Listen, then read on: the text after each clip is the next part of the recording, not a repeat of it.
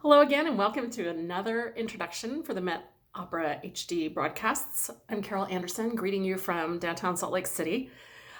And I want to welcome you from Utah or whatever part of the country you're listening from, or maybe even from another part of the world. Hopefully, there are lots of you out there that are enjoying these talks. I'm certainly enjoying bringing them to you from my living room piano. So tonight we're going to do Franz Leihar's operetta, The Merry Widow. And this should be a great antidote if you are feeling super stressed out. Who isn't a little bit these days? This is a champagne evening. This is full of lots of fun dancing, some beautiful singing, and lots of memorable tunes. So a great light evening at the opera. In contrast to, say, for instance, something like Boris Godunov or Electra, which are beautiful and amazing, but definitely not light. Operetta is an interesting animal. You can't totally define it as music with dialogue, although that's a fairly good start. There are a few exceptions in that, say, for instance, Magic Flute has dialogue, but it's not classified as an operetta. It's called a Singspiel. So there are some things that defy the real classification, but you can essentially think that it's going to have dialogue in it. The operetta was most associated with Jacques Offenbach in mid-century Paris. He opened a theater called the Théâtre de Bouffe Parisienne, and it was presenting at first one-act operettas, sketches, some things like there's actually an opera called An Evening at Mr. Cauliflower's House, and another one called Art to Miracle, in which there is an entire quartet about making an omelet. So the guidelines set forth in the rules for Parisian theater for this particular place allowed for, quote, pantomimes with at most 5 performers, one-act comic music dialogues for 2 to 3 actors, and dance routines with no more than 5 dancers. Choruses were strictly forbidden. Bigger scale operas were limited to the Parisian, I can't think of the main big theater in Paris. And this is what happens when I digress. I can't remember all the things. Or the Opera Comique, where, for instance, Carmen was premiered. So a lot of these one-act operettas are traced back to the Bouffe Parisienne moment. A particular scholar, Carlotta Sorba, defined operetta as a small, unpretentious operatic work that had no tragic implications and was designed to entertain the public. So there you go. Offenbach eventually was able to write more than 100 operettas, many in quite a bit longer format, as the censor rules of the theater rules in Paris relaxed a little bit. His most often performed operetta is Orpheus in the Underworld, which has that very famous can-can. Dun, dun, dun, dun, dun, dun, dun, dun, dun, dun. I could have found it and played it for you, but you get the idea. So Viennese operetta came about a little bit later than the French operetta. In 1861, Offenbach staged performances at Karltheater in Vienna, and that paved the way for full-length Viennese operettas. Generally, when we think of operetta, we're thinking of a Viennese operetta. Most often, Die Fledermaus of Johann Strauss Jr. comes to mind. And of course, he wrote 16 operettas, including his most famous, Die Fledermaus. Strauss kind of established what we associate with the Viennese style, that waltz that has that kind of hesitation on the second beat, the polkas that you hear on New Year's Eve. That's all Strauss and his colleague, his contemporary Franz von Suppé, and then people later on that followed in that tradition, including Leihar and Emmerich Kallmann. Franz Leihar headed sort of the second wave or second generation of Viennese operetta composers around the turn of the 20th century. So Franz, or Ferenc, is the Hungarian version. Leihar was born in 1870 in the north part of the Kingdom of Hungary, in what is now Slovakia. His father was a military bandmaster, and his younger brother followed immediately in the father's military footsteps, studying to be a cadet in Vienna.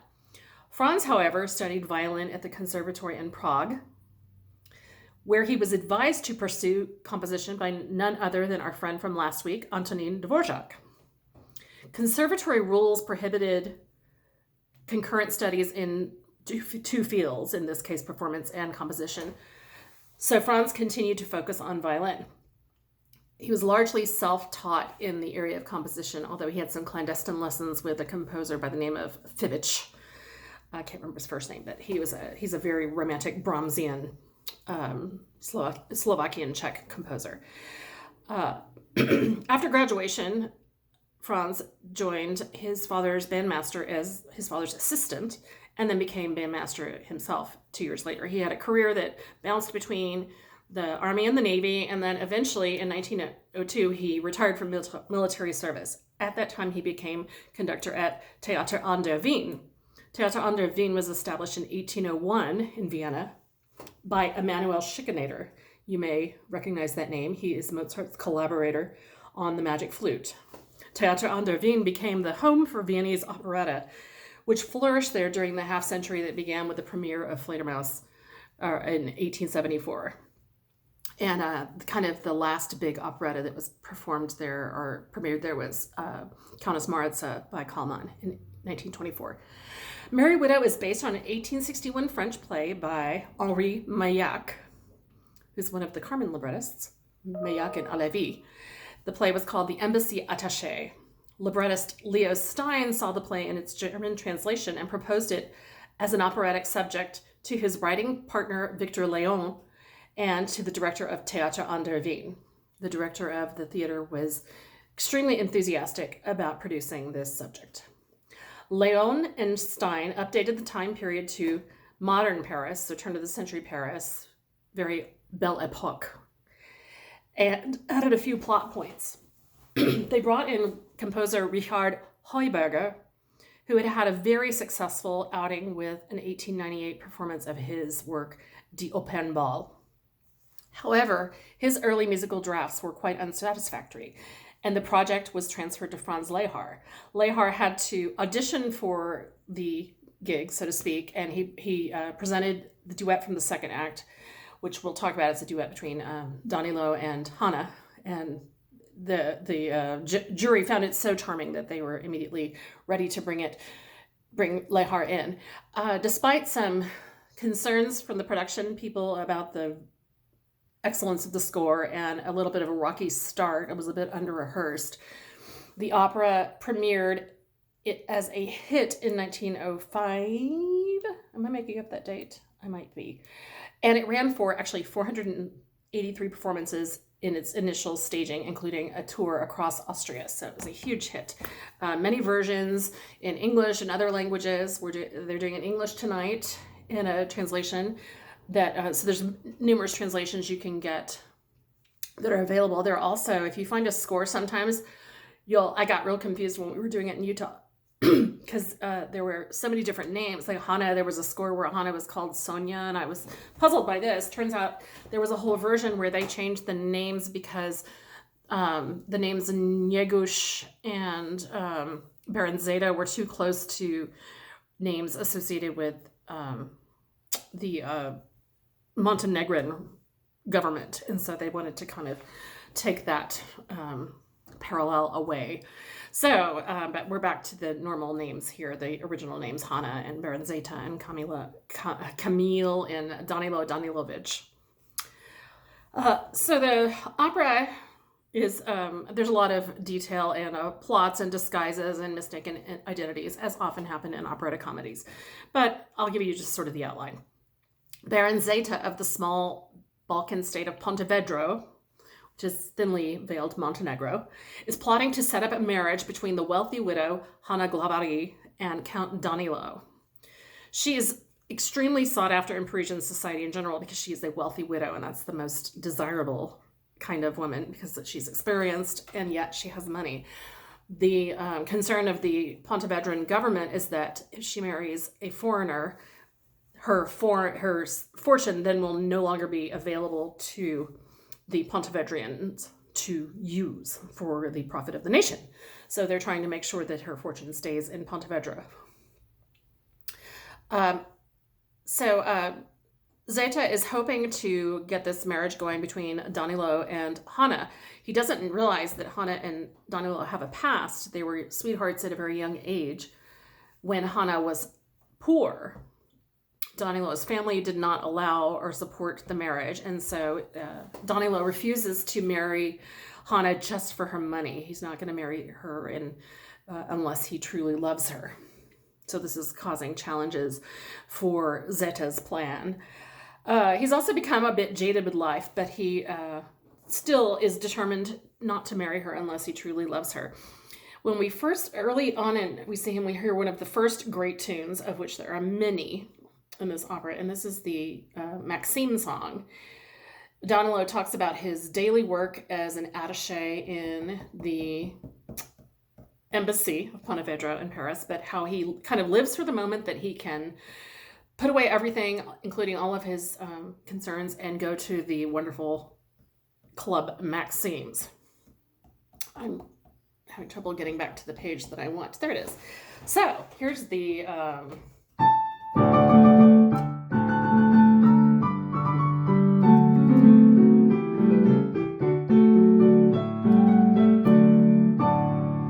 then he sings this verse about how his daily life in the office is drudgery.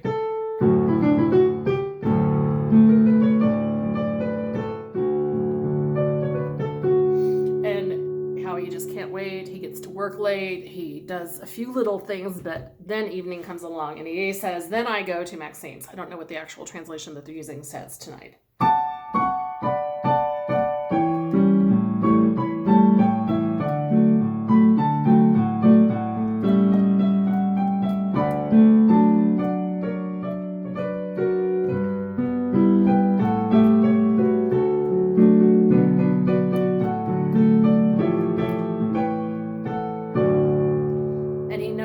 The dancing girls at Maxime's, the grisettes, because he calls them Lolo, Do, Do, Jou, Jou, Clo, Clo, Margot, Fru, Fru. He knows them all by name. We won't ask why he knows that. So meanwhile, I got another little subplot is between Zeta's wife, Valenciennes. She is enjoying a harmless, mostly, flirtation with Camille de Rosillon. That even when he's trying to seduce her and make advances with her, she reminds him always that she is a respectable wife and that she will not cheat on her husband. So lots of waltzing in this one. Of course, the most famous thing is the Merry Widow Waltz, which comes a little bit later, but there's this wonderful waltz in the first act that's deeply, and it's a wonderful thing, and then melody, but then also Danilo has some very romantic stuff that he sings in the middle of it. So this is a little bit of how this goes.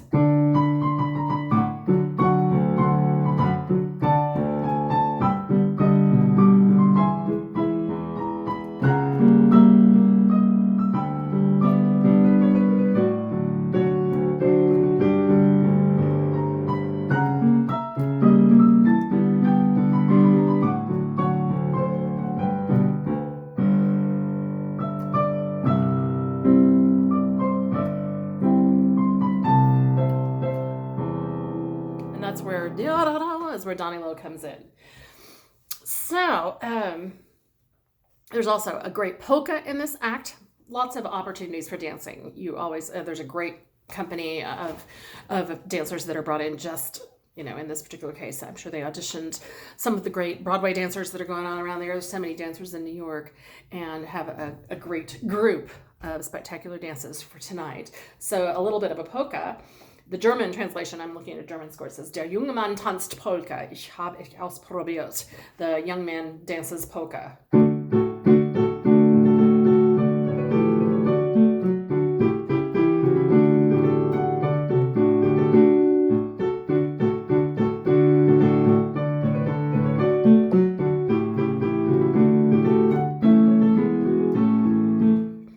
So yum ba bum ba dun da dun dun dun. Lots of exciting dance forms. We'll talk about even more of those.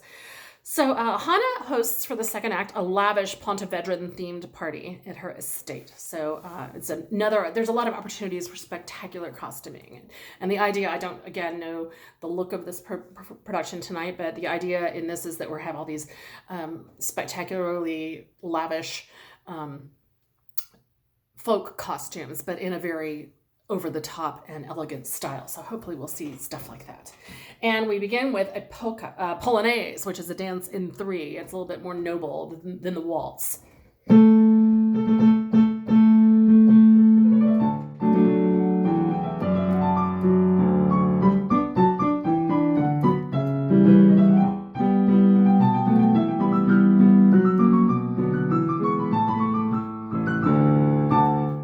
And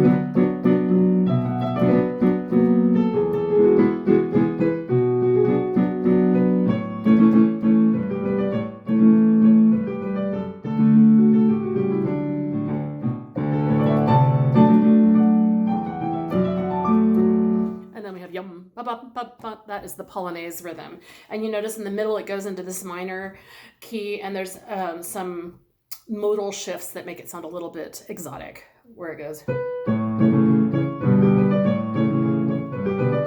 That kind of parallelism is meant to sort of show the Slavic roots. So then we have another folk dance just a little bit after this, and it's got this more of this Balkan quality. We have the chorus singing.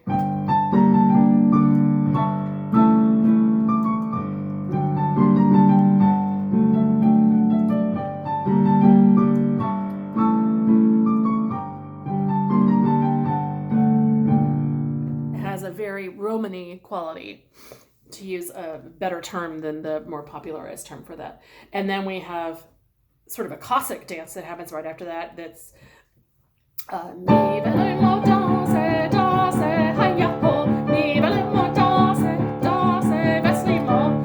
so something a little bit more rustic. Then we get to probably the most famous tune in this opera, and this is the Vilja Lied. This is Hana's big moment. She sings an aria, which is so beloved, where she's telling the story of a young man who was lost in a wood and was seduced by a Vilja who wanted to keep him with her. It's very much like the story of Rusalka, where the prince was enchanted by this wood nymph, water sprite kind of thing. A Vilja is the same sort of idea. So we have this gorgeous, gorgeous chorus.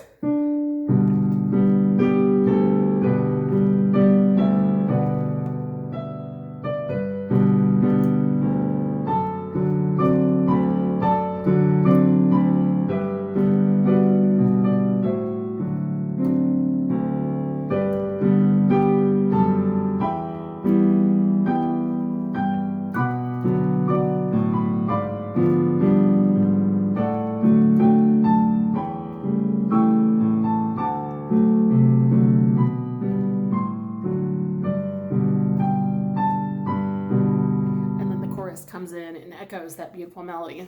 2 verses, really just stunning and amazing. You'll hear a little bit of that same melody in the entr'acte before the 3rd act as well, so you'll hear the music of Vilja. This is the duet that won the audition for Leihar, is in German called Dumma Dumma Reiter, reitet weiter, Dumma Dumma Reiter Sman. It's very sort of silly, and I remember when we did it, it had kind of this comical horse imitative choreography, and it's a kolo is the type of dance that it is. And I looked up kolo. It's a circle dance, like in all those kind of Greek and Balkan dances where people are holding hands or they're embracing waists, and they do this repetitive stuff in the form of a circle.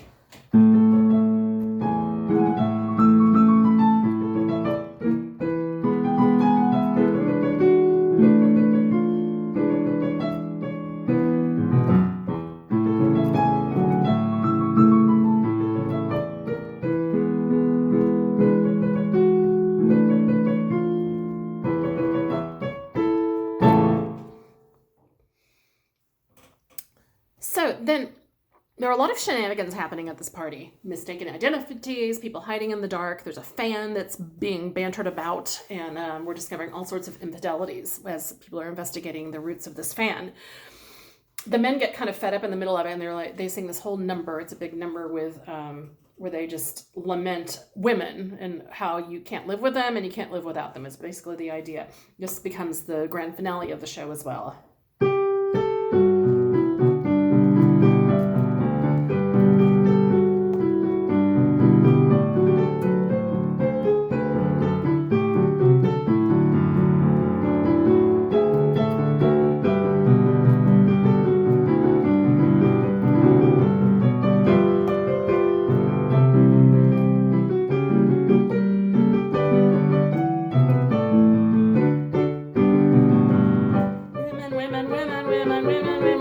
women, and then it gets into, there's a lot of that, and it often starts kind of dun, dun, dun, yum, bum, bum, bum, bum, bum, and does kind of a fun speed up. The version we did in the Utah production back a ways, I think it was in 2019, had a kick line. You can never get enough of a 7-man kick line. So then Hannah and Donnie-Lo have a very intimate moment where it's clear that Donnie-Lo loves Hannah, but he just won't say it. So they sing this beautiful tune together, and this you'll recognize.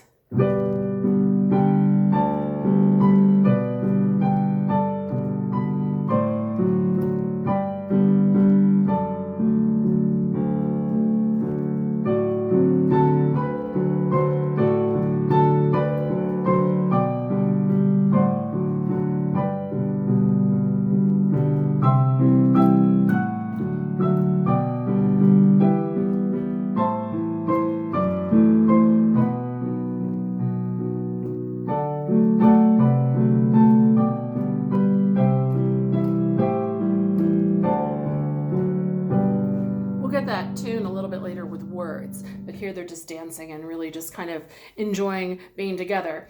But then, of course, Donnie-Lo does not admit his love out loud, though Hannah has some encouragement. And he actually gets very frustrated because Hannah takes a fall for Valenciennes and pretends that she's the one that's having an assignation with Camille, and so then Donnie-Lo thinks that she's betraying him and rushes off to Maxime's to drown his sorrows in wine, women, and song. This is where we have the big can, the grisette lead. We have Valenciennes, Lolo, Dodo, Juju, Fro, Clo, and Margot. We've had all those ladies that Donnie-Lo refers to in the very first Maxime song. So this is the can.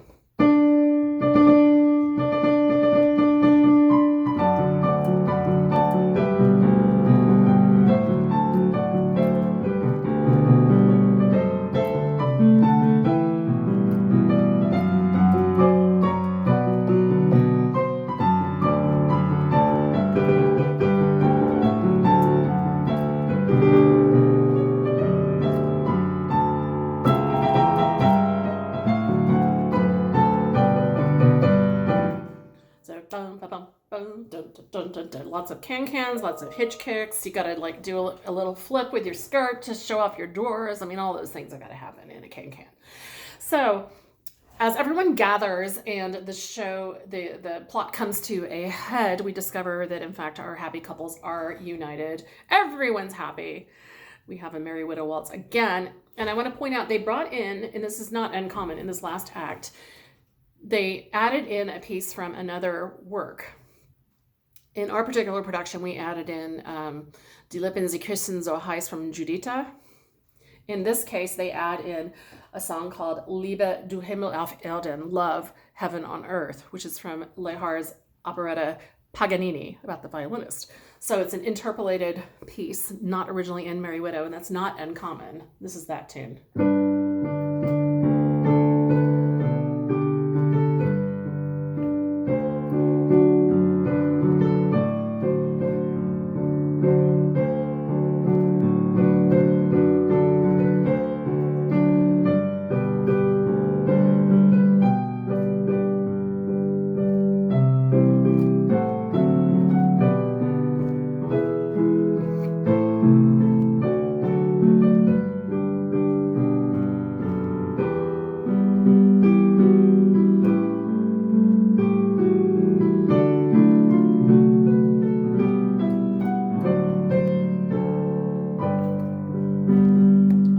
Waltz, and I really enjoyed getting to know this as I was preparing for this because I've never heard this song, so I look forward to hearing it tonight in the broadcast.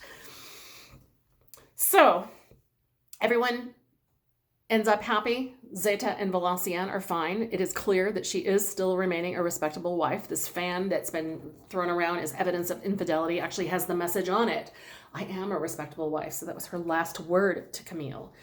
And everyone is reunited, happy. Donnie-Lo and Hannah are married, and the Pontevedrian fortune of Hannah will remain in Pontevedro. And we all end with a great reprise of the song about women. So a lot of fun for this evening. I really look forward to seeing it. It's going to be a nice break from trying to just keep daily life going in these very strange times. I'm thrilled that you took the time to join me. I am grateful to Judy Brady and Drew Browning, who are wonderful friends of ours at Utah Opera, who are helping make these talks possible, and grateful for your support in watching and clicking on our offerings, and where you can, offering us your financial support. We appreciate all of the support in all forms. Thanks again, and enjoy tonight's opera. Bye-bye.